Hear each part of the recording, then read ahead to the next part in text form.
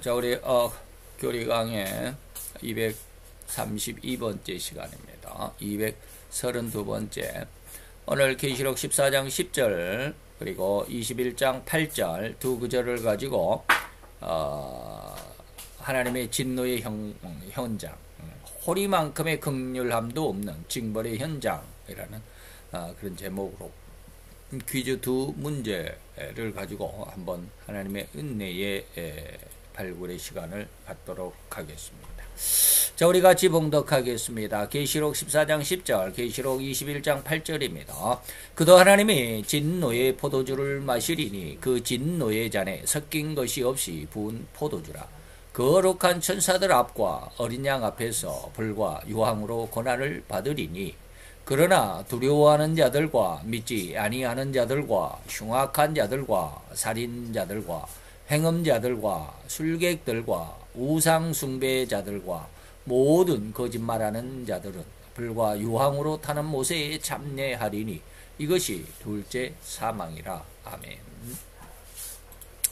자, 이 두 구절 오늘 퀴즈 안에서 마지막 심판론 2-4번째, 그 다음에 2-4 다섯 번째 두 구절을 가지고 지옥의 형편, 다시 말하면 지옥에 들어간 자들이 받는 고통에 대한 의미를 한번 살펴보도록 하겠습니다. 자, 오늘 두 구절 속에서 짚어볼 수 있는 중요한 첫째 의미는 포도주입니다. 이는 하나님의 진노의 포도주라고 말하고 있습니다. 진노의 포도주다. 두 번째 의미의 이 포도주에는 섞은 것이 없다라는 의미를 한번 살펴볼 거고요. 세 번째로는 하나님의 진노의 포도주를 마시는 자들에게는 불과 유황으로 영원한 고난을 받는다라는 이 의미를 한번 살펴볼 것입니다. 자, 오늘 계시록 14장에서 알곡과 포도주에 대한 비유입니다. 계시록 14장은 심판에 대한 장입니다. 그래서 여기에서 이제 포도주의 의미는 네 가지가 있다고 그랬습니다. 첫째는 음료수죠. 물론 제일 큰 의미는 예수님의 대속의 보혈, 대속의 죽음을 의미하는 예수님의 보혈을 의미하고요. 제일 큰 의미가. 그 다음에 두 번째는, 포도주는 음료수로 쓰였다라고 하는 것이죠. 음료수로 쓰였습니다.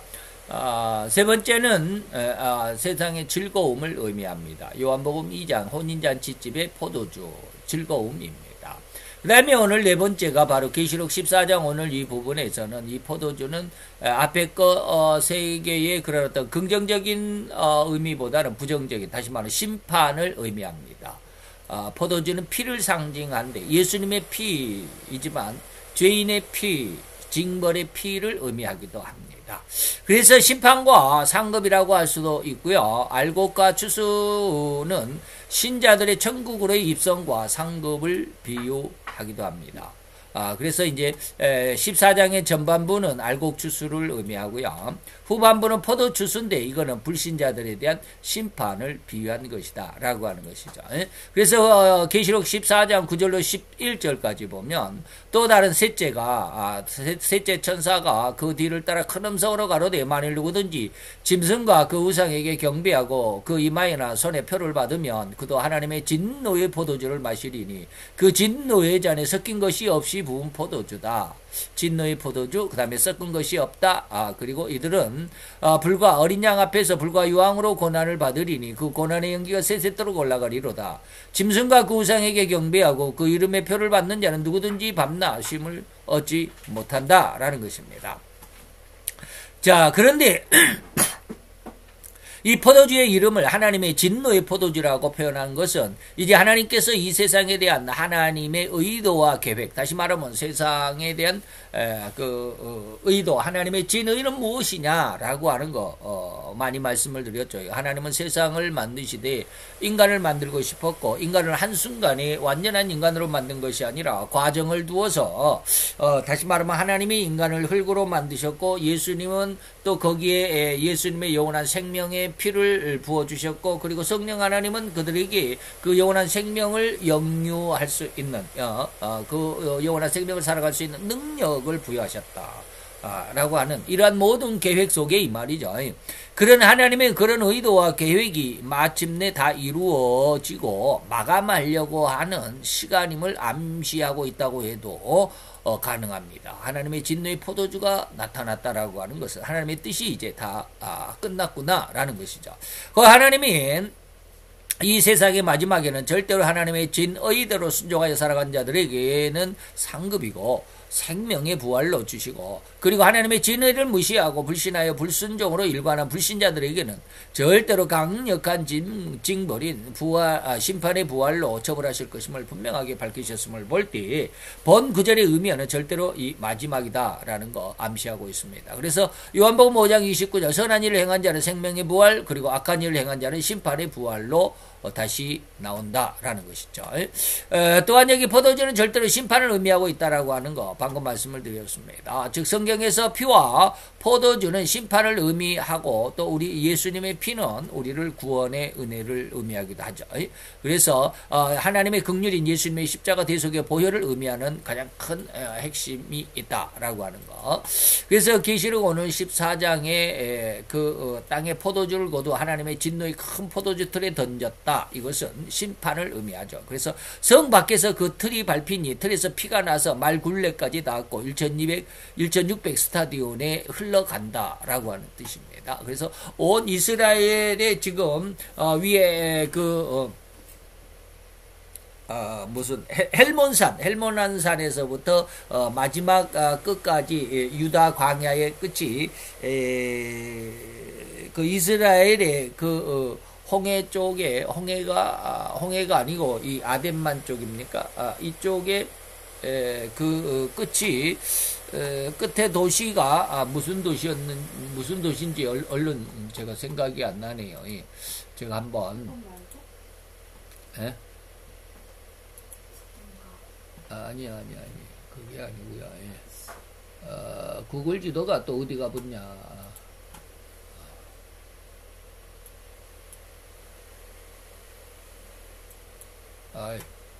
구글 지도가 얼렁얼렁 안 나왔네. 제가 이것을 화면 안으로 좀 넣어보려고 그랬더니, 화면 안으로 다 들어왔나요? 자, 봅시다.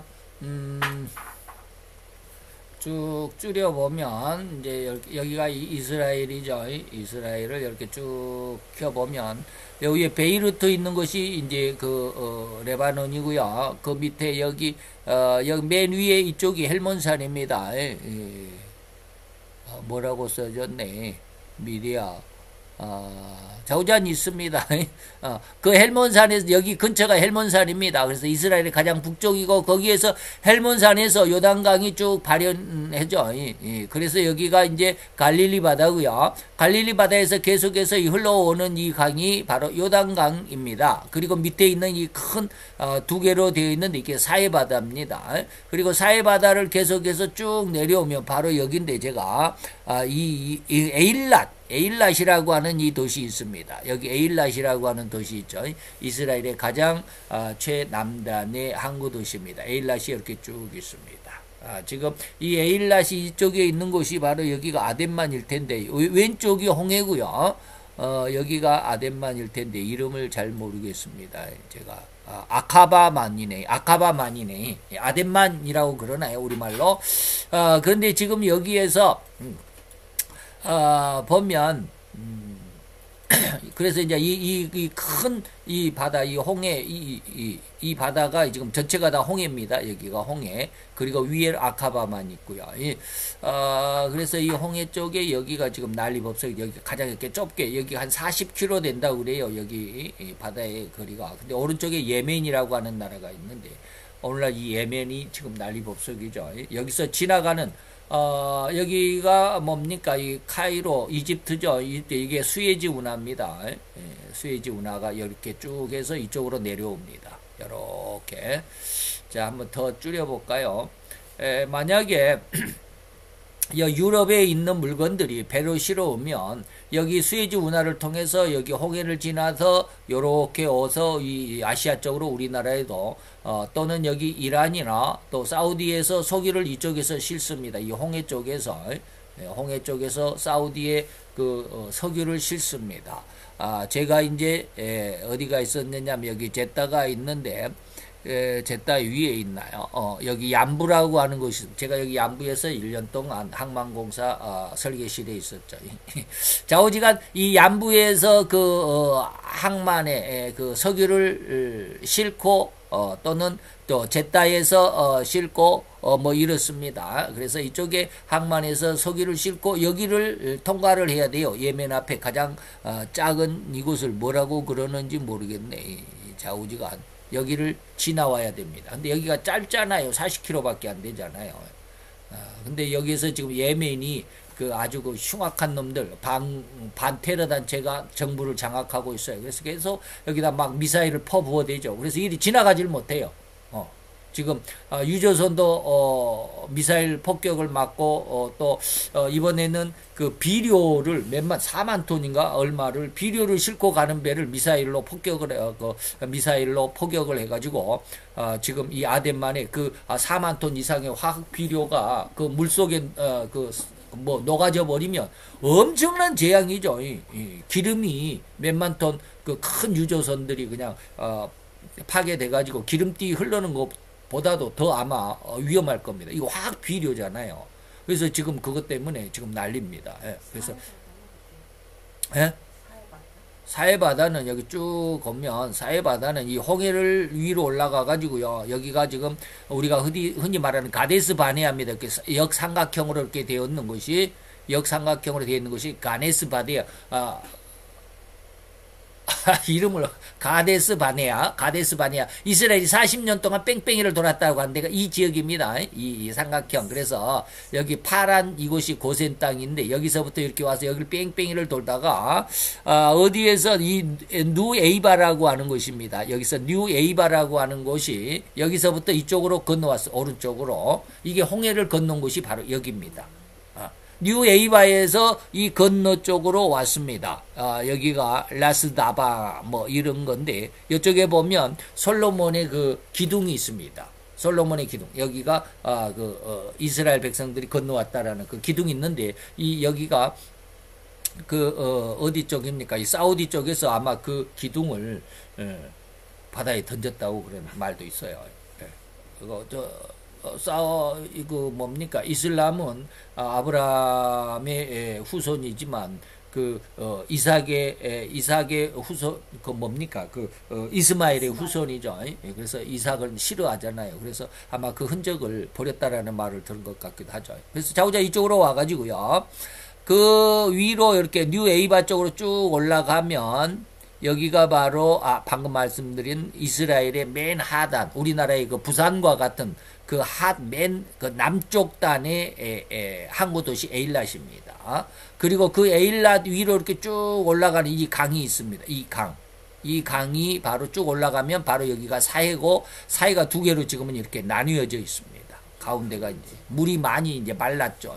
그리고 남쪽에는 북쪽에 있는 사해는 물이 아직도 있지만 남쪽에는 이것이 염전인 것 같아요. 그 다음에 그 위로 이렇게 쭉 올라가면 이게 바로 우리가 말하는 요단강입니다. 이것이 바로 갈릴리 바다, 티베리아 바다, 갈릴리 바다라고 그럽니다. 그리고 이제 갈릴리 바다 위쪽으로 요단강이 쭉 있는데 위쪽이 요르단이고 이 하얀 선이 국경입니다. 거기에 끄트머리에 헬몬산이 있습니다. 여기가 있네요. 헬몬산. 마운틴 헬몬. 이렇게 헤르몬산 있죠. 여기서부터 물이 흘러내려와서 요단강을 흐르는 겁니다. 그래서 갈릴리 바다로 들어오고, 갈릴리 바다에서, 요렇게 밑으로 해서 사해 바다로 들어오고, 사해 바다에서는 물이 흘러가지는 않지만, 여기에서 이제 비가 오고 그러면, 이 물들이 어디로 나오냐면, 바로 이 아카바만이라고 하는 에일랏. 이 에일랏에 의해서 여기가 이제 홍해에 최끝이죠. 이스라엘과 맞닿은 이 홍해. 그래서 그곳으로 이 왼쪽은 수에즈 운하고요. 아까 제가 여기 홍해라고 그랬는데 여기가 수에즈만이고 위에 오른쪽이 아카바만, 이 두 개가 합해서 여기가 이제 홍해가 되는 겁니다.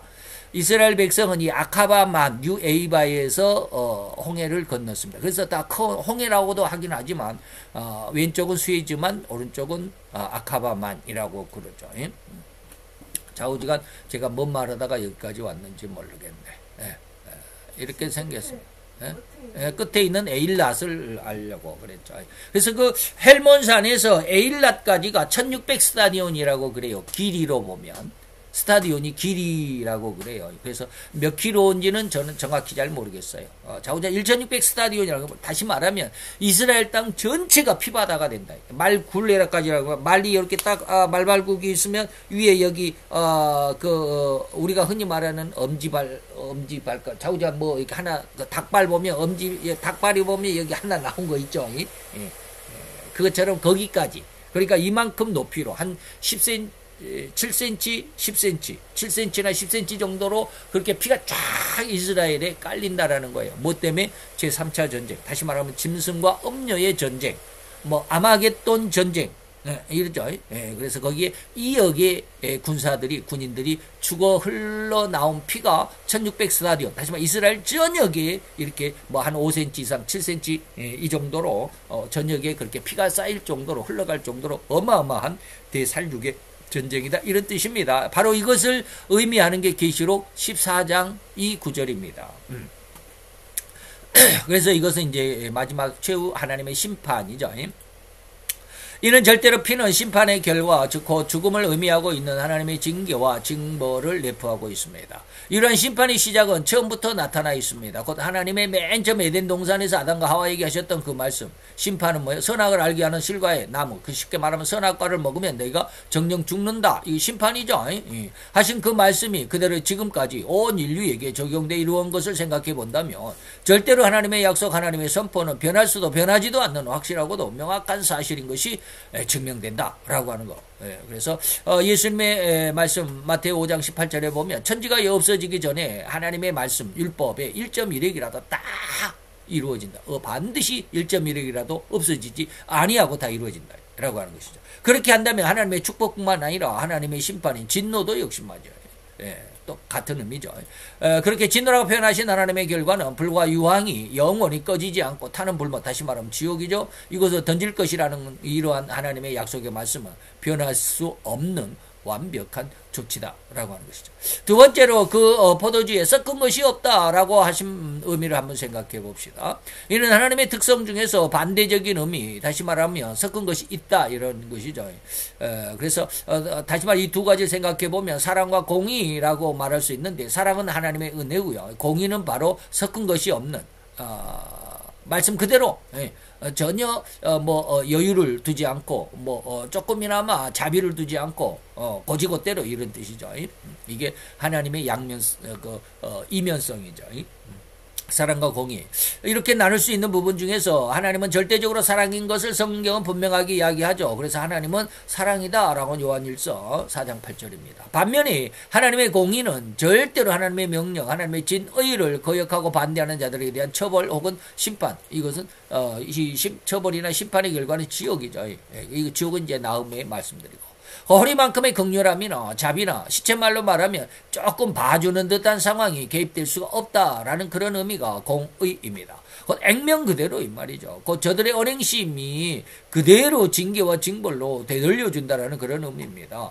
때로 하나님은 저들의 언행심에 비해서 갑절이나 더해서 징계할 것이라고 선포하기도 했습니다. 계시록 18장 5절 6절에 보면 그가 준 그대로 그에게 주고 그 행위대로 갑절이나 더 큰, 자기가 죄를 지은 것보다도 더 큰 그 징벌을 받을 수도 있다라고 하는 것이죠. 그래서 그 섞은 자에는 갑절이나 섞어 그 흉악한 것, 아까 섞은 것이 없다라고 할 때는 섞은 것이 없다, 어디 갔습니까? 섞은 것이 없다라고 했을 때 하나님의 자비가 섞여 있지 않다라는, 하나님이 공의를 나타낸다 이런 뜻입니다. 사랑에는 많은 것을 담고 있죠. 이래도 용서하고 너희 모두 회개만 하면 모든 죄를 다 용서한다라고 했을 때 그것은 바로 하나님의 사랑이다라고 하는 것입니다. 그래서 이는 명백하게 하나님의 공의적인 측면을 의미하죠. 곧 육신의 생명을 살면서 얼마나 극악한 언행으로 살아왔는지 그대로 갚아 지옥의 형벌을 줄 것이고 독일은 갑절을 도하여 갚는 지옥의 형벌을 받을 것이다 라고 하는 것입니다. 마지막 세 번째입니다. 불과 유황으로 받는 고난을 받는 영원한 지옥의 모습이죠. 본구절은 계시록 14장 10절을 이어서 21장 8절에서도 이어서 나옵니다. 그 심판을 상징하는 불과 유황이다 라고 이렇게 표현했습니다. 실로 극도의 고통, 극한 흉악함을 의미하고 있다고 해야만 할 것입니다. 그 구약 소돔과 고모라 성이 멸망해서 오늘날 사회가 된 원인은 바로 유황불에 의해서 소돔과 고모라 성이 바닷속에 잠겨버렸죠. 그래서 신명기 29장 23절 그 온 땅이 유황이 되고 소금이 되며 지금 사해바다는 완전히 소금이라고 그러죠. 그래서 수영을 못한 사람도 거기에 들어가면 둥둥 뜬다고 그러죠. 예, 그래서 보통 바다는요 거의 3% 소금기가 3%라고 그럽니다. 그래서 그 3%의 바닷물을 받아다가 이제 물을 잠겨놨다가 이제 태양빛에 이렇게 증발시키면 소금이 나오죠. 그게 염전이죠. 소금반 염전이라고 그러는데 여기 사해 바다는 3%가 아니라 몇 프로라고 그러는데 제가 몇 프로인지는 모르겠습니다. 그래서 너무 소금기가 강하니까 사람 몸이 그냥 가라앉지 않고 둥둥 뜬다고 그래요. 그래서 신문 한 장 가지고 가가지고 딱 제대로 딱 누워서 신문을 이렇게 들고 읽으면서 그런 사진도 많이 있죠. 그 사진이 있나 한번 봐볼까요?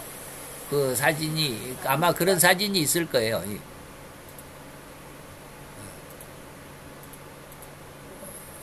그런 사진이 안 나오나? 사진 나올 텐데.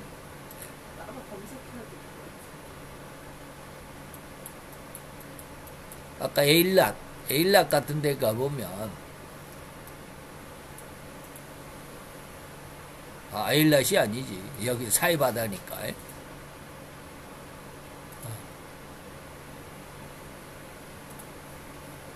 사람들이 여기가 사해가 아닌가? 여기는 그런 그 사진들이 많이 올라와요. 그 여행 간 사람들이 그 사해 바다에서 둥둥 떠가지고 신문 보고 막 그러는 사진들이 있는데 여기는 얼른 못 찾겠네요. 바로 거기서 그래서 사해 바다는 뭐가 됐어요? 소금 바다, 죽음의 바다이기도 하지만 유황으로 죽음의 바다가 되기도 하고 소금이 되고 또 불에 타서 심지도 못하고 결실함도 없을 것이며 거기 아무 풀도 나지 않으며 옛적의 여호와 진노와 분한으로 해멸하신 소돔과 고모라 와드마와 수보임 네 도시가 거기 우리는 소돔성이다 라고만 이야기하는데 소돔 고모라 아드마 수보임이라고 네 도시가 거기에 매몰되어 버린 그런 모습이죠. 물론 유황의 양을 조절해서 오늘날에는 건강한 먹거리 유황 먹인 오리나 닭 뭐 이런 것도 있죠. 이것을 만들기도 하지만 오늘 제시된 이 구절에서 불과 유황이라는 것은 이런 사용이 아닌 오직 하나님의 진노로 인한 심판을 의미하며 유황불이 거기에 그 의미를 가지고 있다 이런 뜻이죠. 하나님의 심판으로 인한 불 유황은 진실로 옛날 네 개 도시가 어디에 소돔과 고모라 아드마 수보임 이렇게죠. 네 개 도시를 한순간에 널찍한 바다라고 오해할 만큼 커다란 호수를 만들어버릴 수 있었을 만큼 엄청난 파괴력의 불과 온도 그리고 엄청난 냄새를 동반했던 것이죠. 즉 이런 불과 유황은 실로 육신을 가진 인간이 결코 견뎌낼 수가 없는 엄청난 파괴력이고 고통이었을 뿐입니다. 그러기에 하나님도 지옥의 상황을 이처럼 불과 유황으로 영원히 타오르는 장소로 우리에게 알려주시는 것입니다. 다른 말로 말하자면 인간은 절대로 결코 저러한 불과 유황으로 타는 불못에 가서는 안 된다는 의미죠. 지옥이 이렇게 흉악한 곳이니까 너희들은 지금 미리 내가 알려준 것을 잘 감안해서 결코 이런 곳에 그 흉악함에 떨어지지 않도록 주의해라 라고 하는 그런 경고 말씀이다 이런 뜻이죠. 그런데 거기는 이렇듯 엄청난 뜨거움의 장소이기도 하려니와 또한 구더기 한 마리조차도 죽지 않은 영원한 이것은 구더기 한 마리 진짜 구더기가 있다라는 게 아니라 영원한 고통만이 존재하는 장소라고 하는 것 더욱이 흉악하고 엄청난 고통의 장소라고 하는 것 결코 잊지 않았으면 한다라는 하나님의 그 어떤 경고 말씀입니다. 그래서 마가복음 9장 48절 거기는 구더기도 죽죠. 불도 꺼지지 않는다. 지난 시간에 한번 말씀드린 것 같습니다. 잘 기억을 하시고 오늘 지옥에 영원한 고통만이 있는 오늘 제목이 뭐죠? 호리만큼의 긍휼함도 없는 징벌의 현장인 지옥의 상황을 잘 기억해 두시기를 바랍니다. 기도합시다. 할렐루야. 주님, 오늘도 여호와의 귀한 은혜와 사랑 그 크신 은혜를 감사를 드리나이다.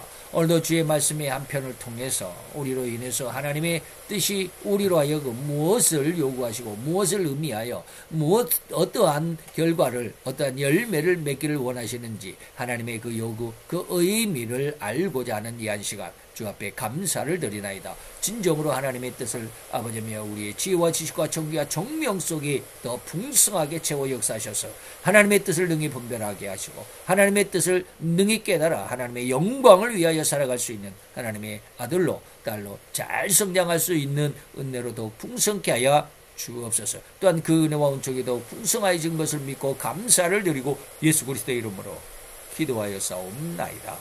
아멘.